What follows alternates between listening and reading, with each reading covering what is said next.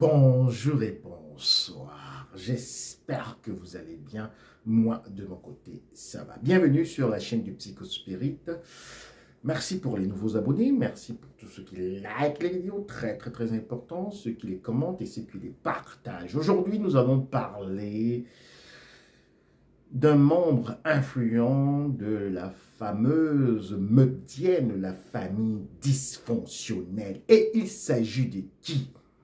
Il s'agit de la hyéneuse.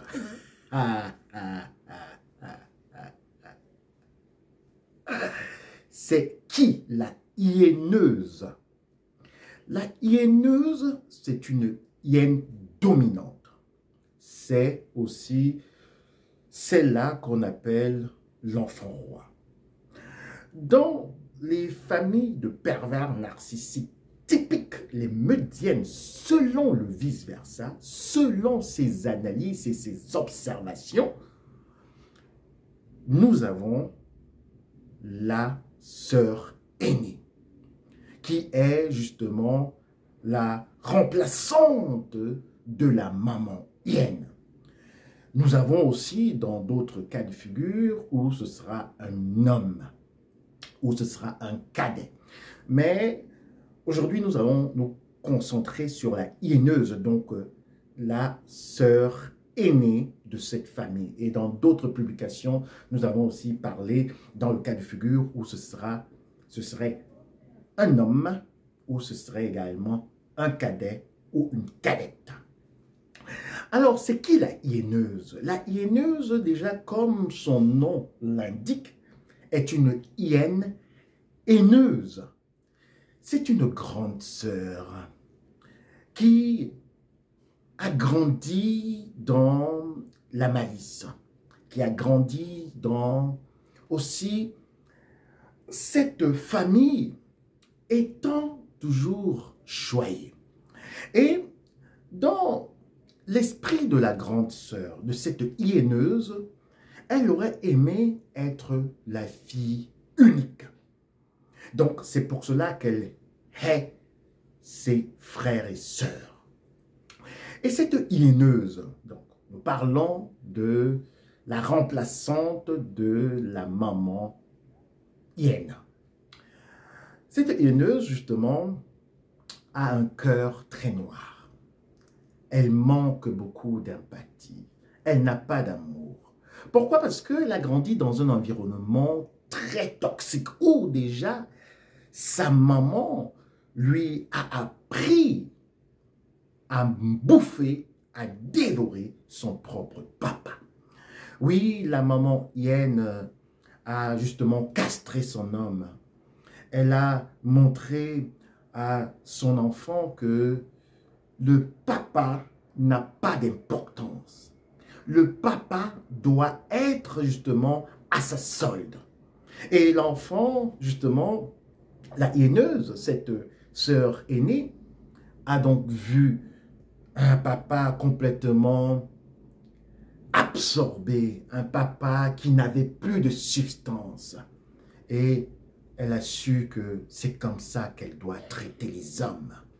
Mais pour qu'elle traite les hommes de cette manière, il faudrait d'abord qu'elle montre l'exemple ou qu'elle apprenne avec ses propres frères et sœurs sous l'observation de la maman hyène. Parce qu'il faut comprendre que dans cette famille, la manipulation est très subtile et la zombification est aussi comment on dévore les enfants. C'est vraiment c'est toute une machination. Et les enfants même qui vont grandir, donc ça veut dire, ça pouvait être votre cas, bouc émissaire, mouton noir, ceux-là qui vont grandir avec cette sœur aînée ne vont pas comprendre qu'ils se font bouffer, ne vont pas comprendre qu'ils se font vraiment absorber, qu'ils sont en train d'être expropriés de leur âme. Et la maman hyène va tolérer toutes ces railleries de la hyéneuse vis-à-vis de ses frères et sœurs.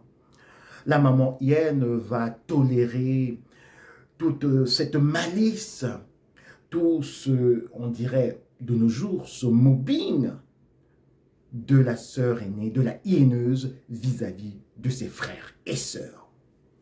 Oui, la hyéneuse, elle est très sage, elle est très savante, elle connaît tout, elle sait tout et elle voit partout. Et comment elle le fait? Donc la hyéneuse, il ne faut pas oublier qu'elle a un vraiment très fort taux de testostérone. Oui, la hyéneuse. La hyéneuse, c'est cette hyène justement qui grandit comme ça sous le coude de la maman hyène et qui va zombifier ses frères et sœurs et qui va justement aussi les affronter. Parce que dans cette famille dysfonctionnelle, c'est toujours divisé pour mieux régner. Mais par contre, il y a aussi un paradoxe dans cette famille. C'est parce qu'ils sont soudés. Ils se bouffent entre eux, mais quand il y a une attaque externe, alors là, ils vont se mettre comme ça en rang pour défendre leur territoire. La hyéneuse, la chef de file, celle qui va prendre la succession justement de l'empire des hyènes, est une sadique. C'est une sœur qui n'a pas le cœur. C'est une sœur qui va également vouloir très vite avoir des enfants avant tout le monde, avant ses frères et ses sœurs. Parce que, comme je vous l'ai dit tout à l'heure, la hyéneuse aurait aimé être enfant unique. Mais seulement dans un empire, il faut toujours des sujets. Il faut des gens qu'on peut dominer. Il faut des gens qu'on peut maltraiter. Il faut des gens qu'on peut malmener. Donc, elle a besoin aussi de ces sujets. Mais elle déteste ces sujets. Et nous allons comprendre que la haineuse, justement, la hyéneuse, c'est une femme qui va chercher également un homme qui est complètement lessivé. Un homme qui a perdu toute sa masculinité. Et elle va la voir comme ça, juste pour faire valoir ses droits de femme. Mais dans son foyer, c'est elle qui porte le pantalon. Parce qu'il ne faut pas oublier qu'elle a déjà vu ce qui s'est passé avec son papa. Et c'est là-bas qu'elle a donc eu et cultivé cette haine des hommes. La hyéneuse n'aime pas les hommes. Mais il faut qu'elle s'en serve pour montrer qu'elle a un certain côté féminin. Il faut qu'elle s'en serve pour également avoir une progéniture. Il faut qu'elle s'en serve, donc qu'elle s'en serve des hommes ou son mari, pour aussi avoir une certaine carrure et acceptation dans la société, parce que elle est madame telle. Mais tout ça, c'est la façade. À la maison, elle castre également cet homme. Et la hyéneuse est aussi très subtile dans sa manipulation, parce qu'elle va toujours se montrer d'un bon côté à l'extérieur. Quand son mari n'est pas là, à l'extérieur, elle fait vraiment beaucoup de louanges pour cet homme.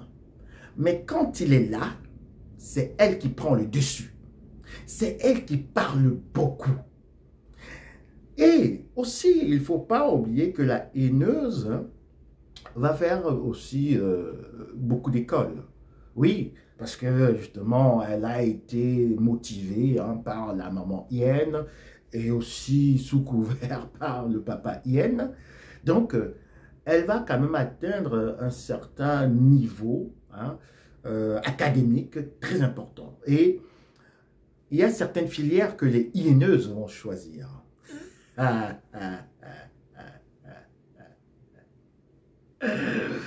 Elles vont choisir des métiers où elles ont, on va dire, le dessus sur les autres. Où elles ont des gens où elles sont sous tutelle des gens qui sont sous leur tutelle. Donc, ça peut être des métiers de l'éducation, hein, elle peut être éducatrice, hein. Il y a des enfants qui doivent toujours l'obéir et elle sait tout et commande tout. Elle peut aussi être infirmière, elle peut aussi être cadre dans une société et elle peut aussi être médecin. En fait, tout ce qui a trait au contact avec les autres. Elle peut aussi être juste une assistante dans les maisons de retraite, par exemple. Donc, la hyéneuse, la sœur aînée, aime ce genre de position où elle est toujours en train de prendre soin des autres et de vouloir montrer le côté humain de sa personnalité, alors que c'est une hyène sauvage, farouche, qui dévore d'abord son propre papa et qui dévore également ses frères et sœurs parce qu'elle n'a pas de cœur. La hyéneuse va s'introduire dans la vie de ses frères et sœurs parce que elle se considère également comme Dieu. Oui, la maman hyène déjà se considère comme la déesse, la grande Manitou, et elle transfère justement les pouvoirs à la hyéneuse qui n'est qu'ici que la grande sœur. Donc la grande sœur, elle a le droit de vie et de mort sur tous les autres frères et sœurs. C'est elle qui doit tout décider. Et si un cadet n'obéit pas, alors elle monte les autres membres de la meute afin d'aller justement bouffer celui-ci, enfin de le persécuter, enfin également de le traumatiser et qu'il rentre justement dans les rangs. Et ça va passer par l'isolement. Elle va aller chez Thierry, elle va aller chez Madeleine, elle va aller chez Christine, elle va dire, vous voyez ce que Geneviève fait? Geneviève n'est pas soudée à la famille. Geneviève est sortie avec ce monsieur alors que je lui avais donné des conseils. Geneviève ne se comporte pas très bien. Donc, elle va monter, charger ses frères également de haine vis-à-vis de Geneviève. Ça, c'est juste un exemple. Comment, justement, la hyéneuse, la grande sœur de cette famille, de cette meutienne, va procéder toujours pour traumatiser. Si ce n'est pas Geneviève, ça pourra aussi être demain Madeleine, parce que si Madeleine ne fonctionne pas, elle sera aussi bouffée. Elle va aller chez Geneviève et elle va monter avec les autres frères et sœurs, justement, des coups bas pour traumatiser la hyène qui ne veut pas, justement, se soumettre à son autorité. Et la hyéneuse, en fait, va plus loin. Elle veut contrôler même jusqu'aux finances de ses frères et sœurs. Et je dis, ceux-ci, ils sont déjà adultes, parce que dans l'enfance, on peut comprendre, avec la complicité de la maman hyène, le double jeu du double complice qui est que le papa, parce que le papa lui-même, j'ai déjà parlé de ça dans une vidéo, le papa lui-même devient également une hyène. Donc, le papa va toujours un peu faire semblant de ne pas voir, mais il voit tout ce qui se passe. Donc, la hyéneuse va dominer ses frères et sœurs quand ils sont encore petits, mais quand ils seront également grands, elle va s'infiltrer dans leur vie relationnelle. Elle va s'infiltrer dans leur vie financière. Elle va s'infiltrer dans leur vie académique. C'est elle qui motive, c'est elle qui dit non, cette filière n'est pas bonne, ce monsieur n'est pas bien, cet endroit de vie n'est pas... Donc, il faut toujours le cutus, autant pour moi, de la hyéneuse. La hyéneuse domine la famille. Donc, si vous venez de ce genre de famille, où vous avez justement une sœur aînée qui est vraiment très sadique et très manipulatrice, alors vous devez vraiment faire attention. Vous devez faire attention parce que personne n'est en sécurité dans cette famille. Personne. Ceux qui ne marchent pas seront pourchassés. Et je ne veux pas parler explicitement ici du bouc émissaire. Mais sachez que la hyéneuse, donc la sœur aînée, ça ce sont des terminologies typiques selon le vice-versa, va essayer de castrer ses frères et sœurs. Et elle va réussir. Parce que dans une prochaine vidéo, je vais vous parler des hommes de la meute. Ce qu'ils deviennent. Quel genre de femmes ils vont aussi avoir. Et quelle sera leur évolution. Donc, elle va caster ses frères et sœurs. Ses frères. Et elle va dominer, esclavagiser ses sœurs cadettes. Donc, je vous dis, même jusqu'au dernier centime qui doit être utilisé, les cadettes doivent rendre compte. Et vous comprenez que dans cette meute d'hyènes, la maman hyène est très perverse, très dangereuse. Mais elle fait souvent semblant de ne pas voir comme le papa également, parce que le papa lui-même, de toute manière, il ne peut pas parler. Donc, elle laisse libre cours à la méchanceté, au sadisme, à la malhonnêteté de la grande sœur pour qu'elle puisse agir comme ça en toute impunité sur ses frères et sœurs. Parce que la hyéneuse, l'enfant roi, se dit omniscient. Oui, l'enfant roi se dit omniscient. Il doit donner son avis sur tout. Et l'enfant roi, la hyéneuse, ment également exagérément. Elle fait du gaslighting à ses frères et sœurs. On prend un exemple. Samedi, on devrait aller visiter tante Ludie. Tante Ludie ne sera pourtant pas là. Et elle a envoyé l'information à la hyéneuse, la grande sœur, qu'elle ne sera pas là. Elle va garder cette information jusqu'à la dernière minute. Et quand on va lui dire que tu savais que tante Ludie n'était pas là, pourquoi tu ne nous l'as pas dit plus tôt? Elle va dire non, je vous l'ai dit, mais vous n'avez pas compris. Parce que ce n'était pas ce samedi, c'était samedi surprochain.